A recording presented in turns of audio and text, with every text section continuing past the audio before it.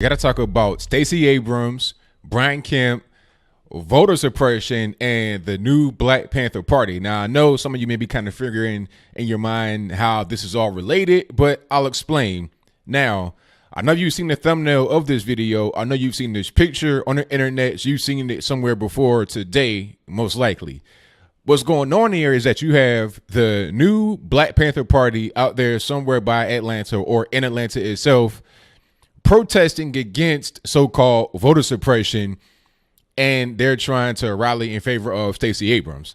Now, this is really just an ironic picture because, first of all, you guys that are out there with your weapons don't understand that Stacey Abrams may not really be on your side.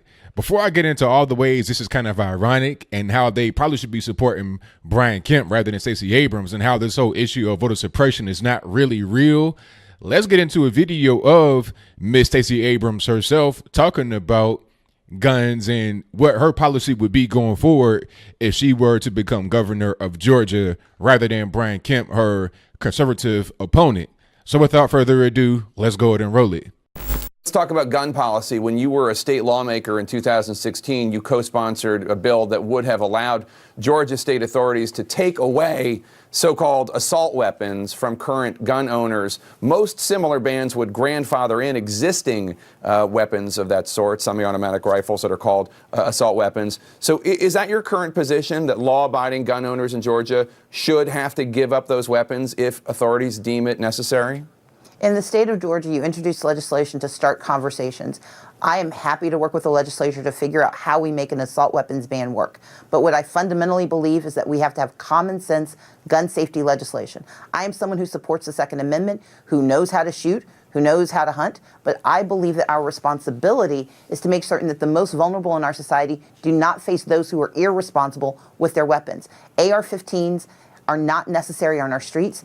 Semi-automatic weapons have to be put under a certain level of responsible control. And I believe as the next governor of Georgia, I can work with Democrats and Republicans to come up with common sense gun safety legislation that will allow us to make our families and our community safer. Well, just to be clear, you were one of 6 co-sponsors of this bill, a House Bill 731 introduced January 11, 2016, not that long ago. Your co-sponsor told reporters the law, quote, would require gun owners of these particular models to turn their guns in. And again, my point is this. The legislation introduced was the beginning of a conversation.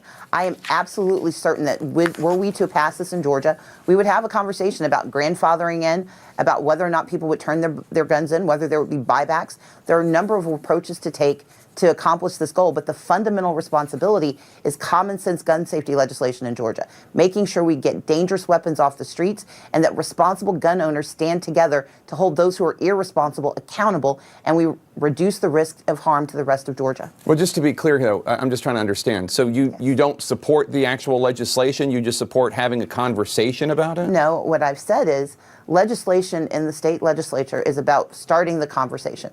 Very few pieces of legislation are introduced and come out the same way they go in. That's the process of making the law. My mission in 2016 was to be a part of the conversation. I believe that we have to ban assault weapons in the state of Georgia. I believe that we have to ban assault weapons in the state of Georgia. I believe that we have to ban assault weapons in the state of Georgia. But what I'm saying is, as part of my leadership, I'm going to work across the aisle and we're going to have a conversation about how we accomplish. Okay, so you saw that. You see what's going on. Now, she's talking about, oh, I know how to hunt. I know how to shoot. Well, if you know how to hunt, you know how to shoot, you know that semi-automatic does not really mean anything other than that's how the ammunition is set into the weapon. Rather than just, having the musket or something like that, you slap in the magazine and you can just fire as quickly as your finger could pull a trigger. It's not about, or you could just push the trigger and the bullet spray.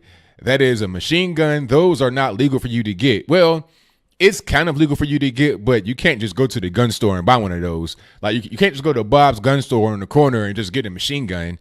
You have to go through a bunch of hoops. You got to contact the federal government. You got to pay a large amount of money, more than most people will be able to have.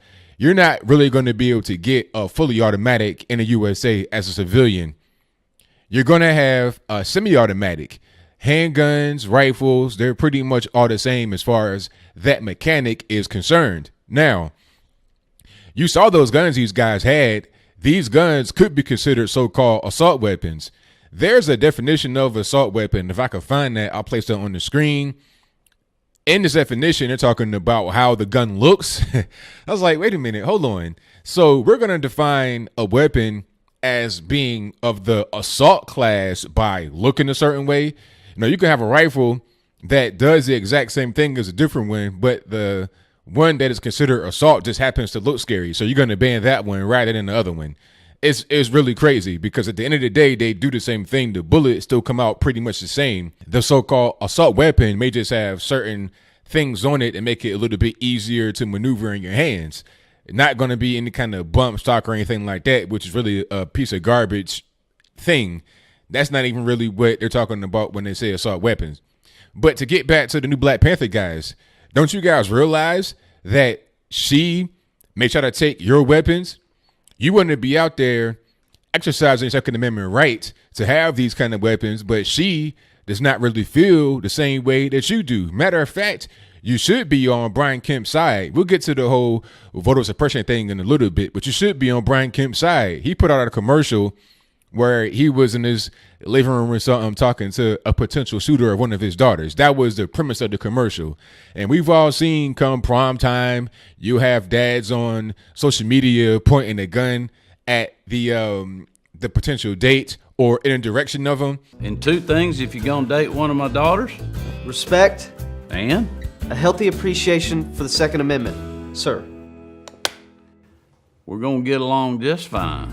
That's just to let you know that, hey, don't do anything wild or crazy to my daughter. I have a weapon. She's protected. That's all that it means. And that's what Brian Kemp was showing in the commercial. You guys have weapons just like he has weapons. You guys want to have them just like he wants to have them. Why not be on his side? Stacey Abrams is against you. Not only did she come out on TV and say that you might have your weapons taken away, she also had a commercial where she was talking about Brian Kemp's ad saying, who does that as far as having the gun pointed at the boy? Guns aren't toys, I understand, but we all, as regular everyday human beings in America, understand what the purpose of the commercial was.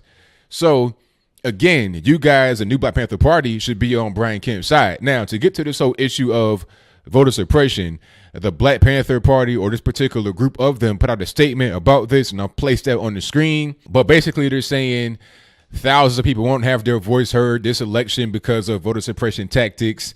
I'm reading articles on theroot.com. Y'all pretty much know how crazy they are on the left. They're talking about, this whole exact match rule that Brian Kemp was involved with in his current role as Secretary of State in Georgia. They're saying that's somehow a voter suppression tactic. It's crazy. The whole exact match rule means that your voter registration may be null and void or thrown away if you have certain things that do not match your DMV records. If your name isn't the same name on your voter registration as it is in DMV, if there's a certain apostrophe or whatever missing, that can be discarded. And the reason for that is because they're trying to protect your right to vote, not eliminate it, because people engage in identity theft. This is a real thing that goes on all over the nation, not just with voting, but also with credit, with a lot of different things, job applications. Identity theft is a real thing. It's happening right now in Georgia a lot, Florida, a lot of these places it goes on. So why not have something in there that could really fight against it, especially when it comes to voting, because voting is your right as a U.S. citizen. You have the right to vote, and I would say you have the obligation to vote. That's just my opinion about your obligation, but you do have that right, and that is a fact. So your right should be protected. So this whole thing about, voter suppression is a bunch of garbage. And then to say that you got to have an ID to vote, that somehow voter suppression, I don't really get it. You got to have an ID to live. You got to have an ID for everything.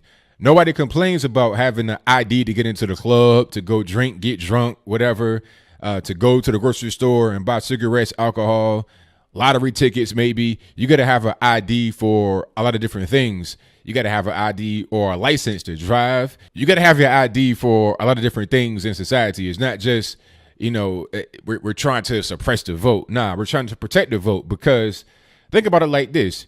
You have the right to vote. You have your name. I'm Anthony Logan. Somebody comes into my voting area and they say, I'm Anthony Logan and I want to vote. No ID, no nothing. They can just go vote. Now, when I want to go vote, oh, I'm sorry, somebody already voted for you. What? And what about those that are deceased and people come in and vote as them?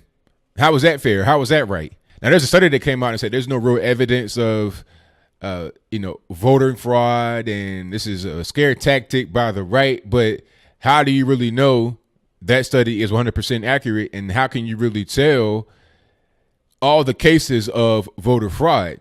Because the whole point is to not get caught. So how do you know that there's not a widespread thing going on? People were telling me that live in California that a lot of illegal immigrants are voting. They're openly trying to do it, I think, in San Francisco, talking about, oh, it's only for small local elections. Voting is voting. I don't care if it's for, dog catcher or the president. It's still voting. It's still the same process. So don't hand me this thing about, oh, it's a small election. We're not trying to get them to vote in the national election. So what? Local elections, small and large, matter, as does the national election. Actually, the local elections are more impactful as to what happens to you right where you live. The national one is important for federal matters, but your everyday day-to-day life is mostly determined by your state. You know, if you have high state taxes, sales taxes, income, whatever it is, all that's going to be done by the state. You know, is it going to be a new sewage plant built right across the street from where you live?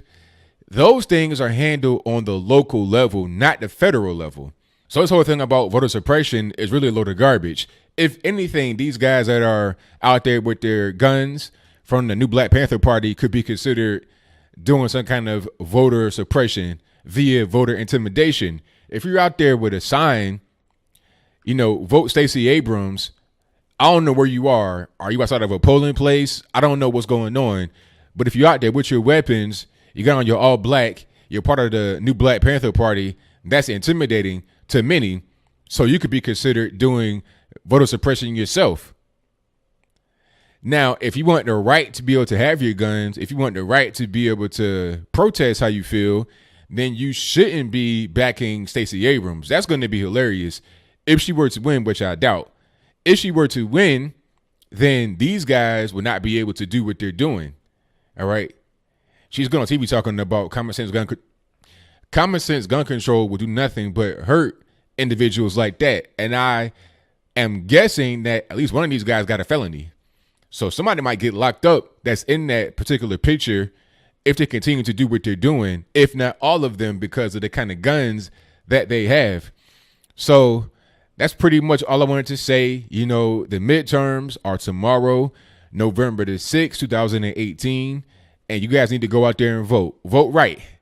I know that I probably shouldn't be saying vote left, vote right, be independent. But nah, go ahead and vote right. I believe that's the best way to be. If you think that I'm wrong, hey, that's okay. It's fine. As long as you go out there and vote, I'm not going to be mad at you.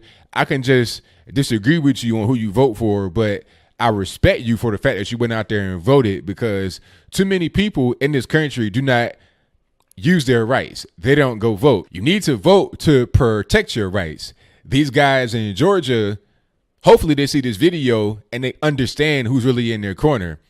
If they sat down and talked to Brian Kemp, they'd probably figure out that they have much more in common with him than they have not in common. So what do you think? Do you think that this whole kerfuffle over the picture illustrates ignorance? People just don't understand.